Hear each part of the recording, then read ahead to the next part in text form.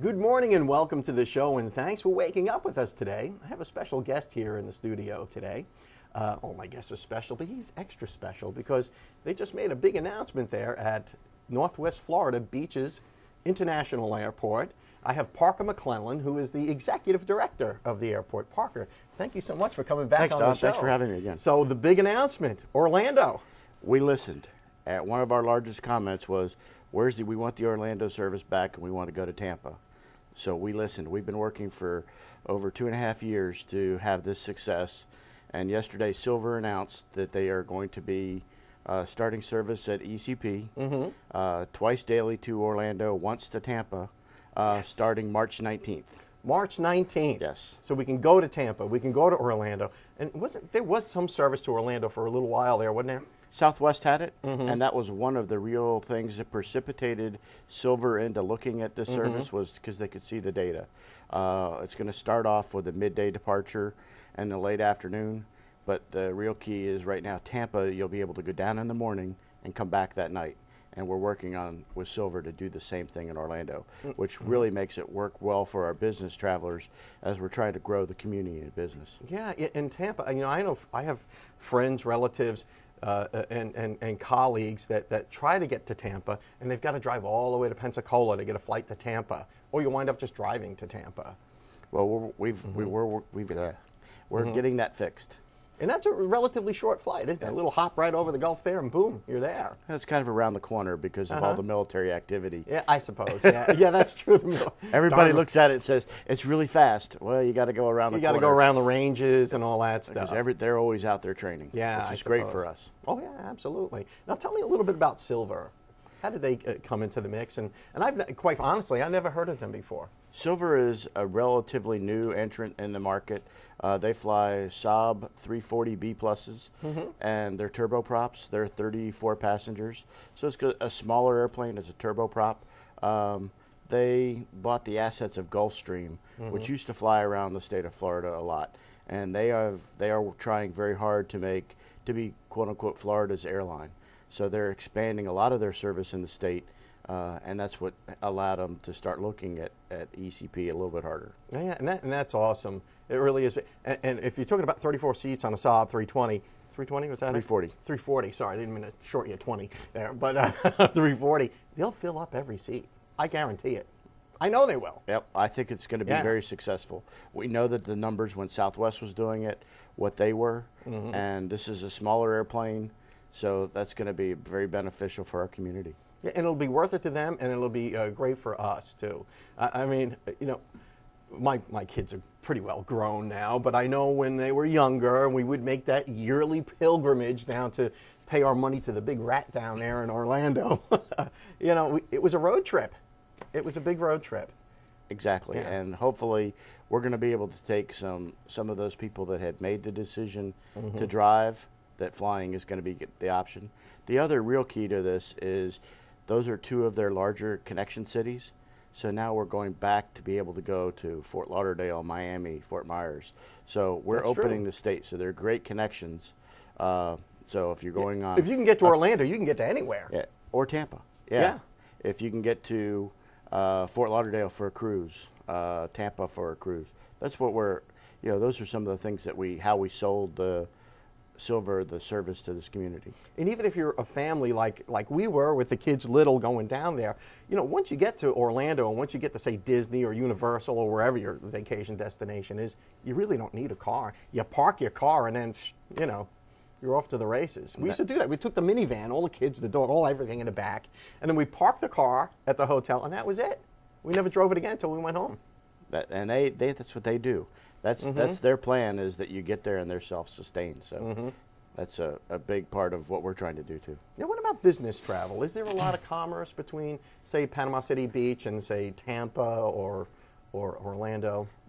We've had a lot of requests from the business partners for Tampa, but there's a lot of military stuff and government stuff in Orlando that most people don't know about. There's an area on the east side of Orlando called Innovation Way, which is a huge medical facilities, a lot of government contractors, and we think that with our military and government partners here as well as there, that there is going to be that opportunity. Yeah, and Tampa as well. Lest we forget, we've got a great big base down there in the way of MacDill Air Force Base and a whole bunch of other military facilities that are all around that. Parker, we got to run off to the local weather so we can see if we can fly out of here today.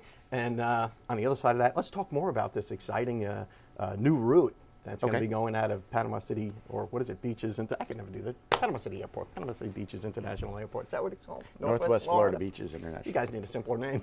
We'll be right back after your local weather.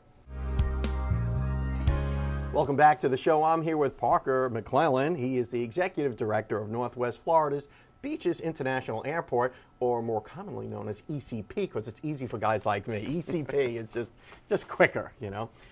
We use Southwest quite a bit because my son, as you well know, is up at the Naval Academy in Annapolis, and BWI is just boop, straight shot. Now, they have seasonal flights, don't they now? They have seasonal flights. They've made adjustments over the last 12 to 14 months. But we're really excited about what's happening in March, and that's going to be nonstop service to Dallas Love Field. Wow. With the Wright Amendment ending, which was something that was done in 1979 to force the growth of DFW. They were only allowed to fly to certain cities at certain destinations outside of Texas. Now they can fly anywhere they want. So And there are this is still one of some those restrictions, places. and we're in the second round of cities, so that means we're important to Southwest, and Southwest continues to be a great partner for the airport. So Southwest, of course, is still going to continue their seasonal service, because my son flies Southwest all the time. He was here for Christmas, he was here for Thanksgiving, and then they're going to start service up to BWI again in March, I understand? In March, we're going to So he'll be home for spring break. Yeah, in March we'll have Dallas, we'll have BWI, Nashville, seasonal St. Louis, and Houston. So Southwest is committed to this community. And United, of course, you know, it's just going to Dallas now. United's going to be going to Houston. I'm sorry. Houston, and that'll start on March 5th. Houston. Okay. But the real important thing about that is not the Houston connection. That's important, but the real important thing is the 176 cities that are behind Houston with easy connections. So now it opens it up to South and Central America, points west. You'll be able to leave here on the 6 o'clock flight and be on the West Coast for lunch. That's awesome. That is awesome. And, you know, it truly is turning into an international airport as advertised. It's taken us a while, but you know, things are moving. You know, as good things come to those who wait. Yeah, and things take time. Because I remember the controversy over the new airport and people saying, oh, it's not going to, you know, it's going to be a big waste of money, yada, yada, yada. I was one of the people that said, hey, you guys do need a new, I told you people so. We needed this airport. And now here we are. It's growing the way it's supposed to grow. And things, of course, take time. You have to have respect for the harvest. Yeah, over the last year, we've had 3 major, real great successes. That's the addition of the airline service with, we announced Silver 2 months ago. Silver going to Orlando. 2 months ago, we announced United. And then 3 months ago, we announced Edge Aerodynamics, which is a company that is going to be basing their world headquarters will be based in Panama City, and their fleet will be based at ECP.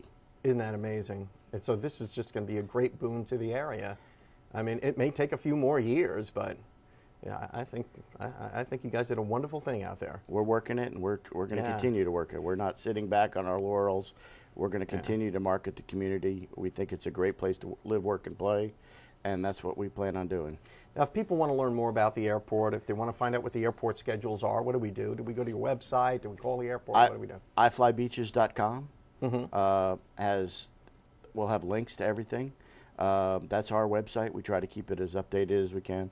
It's got the flight schedules. It's got flight status, so if you're going to go out and meet somebody, you can check it there. That has links there to, we'll have links to Silver, United, Delta, and Southwest. And, you know, Delta has been a great partner. We were their first mainline city, which means they committed to us first with big Delta jets. So those are all great things for this community, and we're excited about it. iFlyBeaches.com. You can get out there, see all the airlines that are flying, where everybody's going, and I guess the big news is Silver Air now going to Orlando and Tampa. Yes, that was just yesterday. That's amazing stuff. Parker McClellan, thank you so much for everything that you guys do out there for our community and for Northwest Florida. because Thank you. lest we forget, that's what this show is all about. And we'll be right back after these messages. Hi folks, I'm Jay.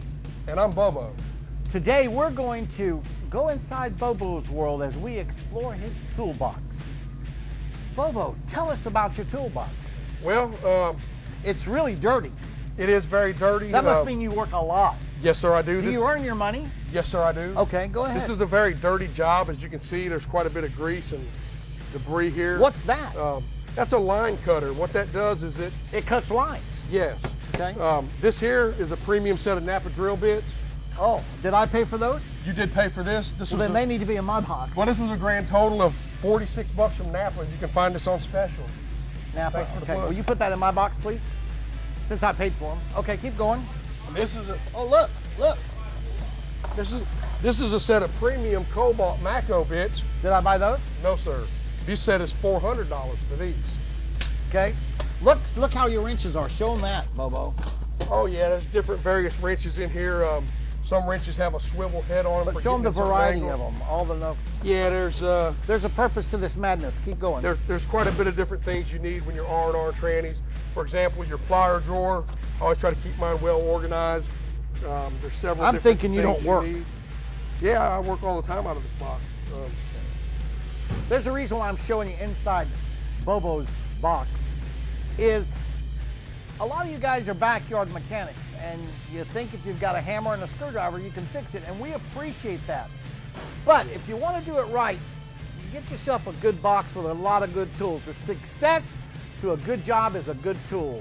Yes, That's why I hire the absolutely. best tools that money can buy.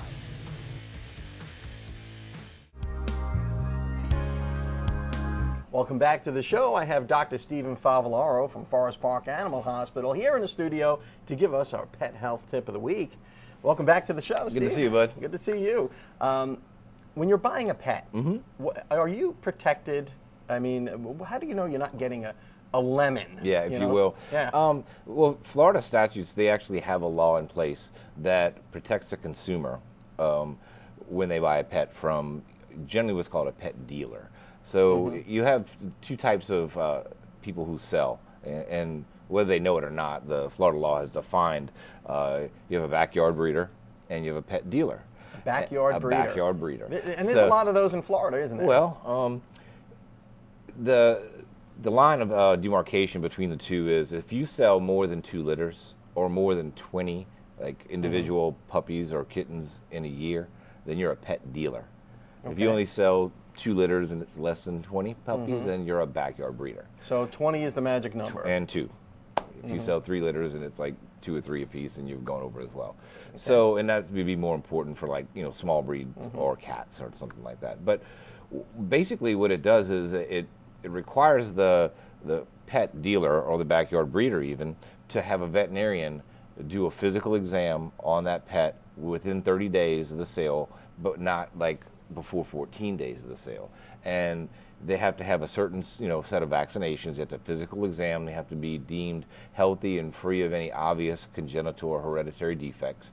And they have to be dewormed and free of fleas and ticks. So that way when the consumer buys the animal from that person, they're getting a healthy puppy or a kitten for as best as the seller can guarantee. Is there any requirement to have them neutered, or Nope, that comes later? Yeah, that's generally individual. Now you do have some breeders who are going to say, well, I'll sell you this, like if they are really proud of their breed and there's not a whole lot in, they want to protect their their bloodline or whatever, or just like their commodity. They'll require that you get them fixed, so they won't give you the papers until they get them fixed. So that way you can't go and breed in that. But that's the individual between breeders. That's not so much like a legal issue with the Florida statutes. So people who buy pets, and I've never bought a pet in my life. Right. It's always been a shelter pet or some sort of adoption, or a friend's dog had a litter and we took one. Absolutely. And that's usually Or the way you go to the pound. Yeah, or you go to the pound, and Animal Services here in Bay County does a great job of that. Like $25, you can adopt one. Absolutely. They've got the shots, they have the chip. I mean, Everything.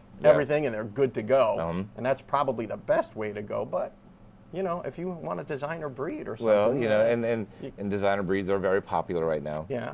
A lot of people like to take 2 different breeds and put them together and call it a breed, and that's fine. And even the AKC might even recognizes that. But, I have one of those dogs. Yeah, It's well, a lot of half people have pug those and dogs. half Shih Tzu. Oh. Just because I know the audience is so interested in my dog Sandy, half pug, half Shih Tzu, the weirdest looking genetic experiment you've ever seen in your life, and we call her a pug. There you Can go. you say that? It's pug sheet. Pug sheet. Pug sheet. Pug and Shih Tzu. So they have to be 8 weeks of age, and as far as like even traveling across state lines, they have to be at least 8 weeks old across state lines. They can't get a rabies shot until they're 12 weeks of age. Let's say that you buy a pet from someone and they don't have a health certificate. Even if it's a pet dealer, then they can be liable through the state's attorney for recompensation for monies for that. So pet. when you're buying a pet, you've got to look for that health certificate. Buy an accredited veterinarian. By an accredited veterinarian. It just can't be on the back of a cocktail Right, napkin or I know, right? something. I think it's fine.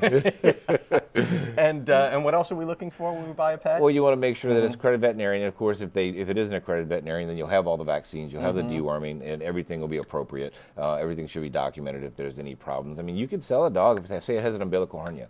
If I write down on there umbilical hernia, or like if it's a male and it's cryptorchia, meaning only one testicle is descended. If you disclose that to the purchaser and they know that when they buy it, well, then they can't hold the seller liable. So when you buy a pet, there is a pet lemon law in the state of Florida that will protect you from buying a so-called lemon or a sick animal. Absolutely. And if you get it from a pet dealer, then you actually are protected from serious congenital hereditary defects that may not be, really recognized at 8 weeks of age or 12 weeks of age, but might show themselves at 10 months of age, where that pet dealer is still responsible for that pet's health for up to a year after. So there's like 3 ways that you can get compensated for that. You can either give the dog back and get another one, but most people won't do that.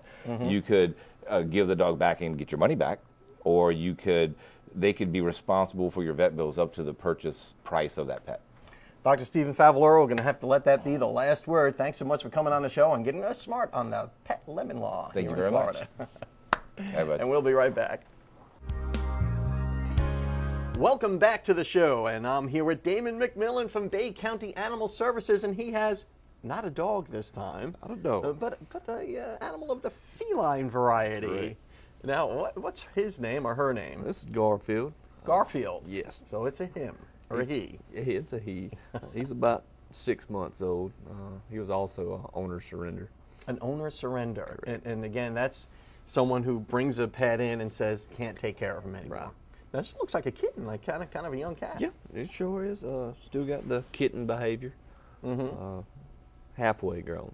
So another 6 months and be an adult. Well, Garfield is certainly a name he'll have to grow into. Oh, yes. Probably got to pack on a few more pounds before he becomes a true Garfield. Got a long way to go. Now, stray cats are a big problem. And I see, when cats do multiply, and you get feral cats, which can be a problem. Yeah, it could be, and it could be dangerous for the public. I mean, and us as we're trying to go, take care of this problem. That's why we want you to spay and neuter your animals. And if you can't take care of your animal, there's no shame in bringing your pet in to Bay County Animal Services and saying, hey, find them a home. Yep. And do you get many cats in there? Because when we think of Bay County Animal Services, I always think dogs. Right. But do you get other types of animals? Oh, yeah, we get cats. I mean, we get a lot of cats. Rabbits. Rabbits? Yeah. Well, we've got the occasional bird or two. Wow. Just mostly cats and dogs. Yeah, real menagerie. Oh, But yeah. I guess that the most popular pet we have is our man's best friend, the dog. And then probably the second place would go to the cats. Yep. And then I don't know what would be third. I'm not too sure on that either. Probably a hamster. I don't know. Turning a hamster. They don't live very long. So what's the story behind this particular cat? She's was an owner surrender. Correct. You've had her fixed. Him fixed. I keep saying it. All Neutered. of the shots neutered. You fix a girl and you neuter a boy. Is that the way that works? Well, spay the girl and then neuter the boy. And neuter the boy. Okay. And they're both fixed. Whatever. Correct. Okay, I get it. And had the chip? Do you put a chip in Yes. cats too? It goes right above the shoulder blades. It's just about the size of a grain of rice. So when your pet does go missing and we find it, or any veterinarian, they can scan it with a scanning device, and it brings up a code. we'll type that code in our computer system, and it brings up your name and all your information. So if this cat runs away and somebody finds him, I always want to call a cat a her for some reason. If somebody finds him, be able to call that owner up and say, hey, we've got your cat. Correct. That's awesome stuff. Now, spaying and neutering, the importance of that cannot be overstated, can it? Definitely not. I mean, that's, everybody calls us saying, hey, we got cat problems. What do I need to do? Well, we can't go out and take care of the cat problem unless you trap your cat. Trap it. I mean, that endangers us with a feral cat. Yeah. You trap it just like you would any other animal, correct. I suppose, which is really inhumane altogether. The key is not to have this feral population. Yes. Always spay and neuter your pets. Yes. I mean, it's just that simple, and it's not that expensive. No, not at all. And if, you want to take on the responsibility of having a pet, you need to do that. How do we get in touch with you? 767-3333. 767-3333 if you want to give Garfield a good home. And we'll see you next time.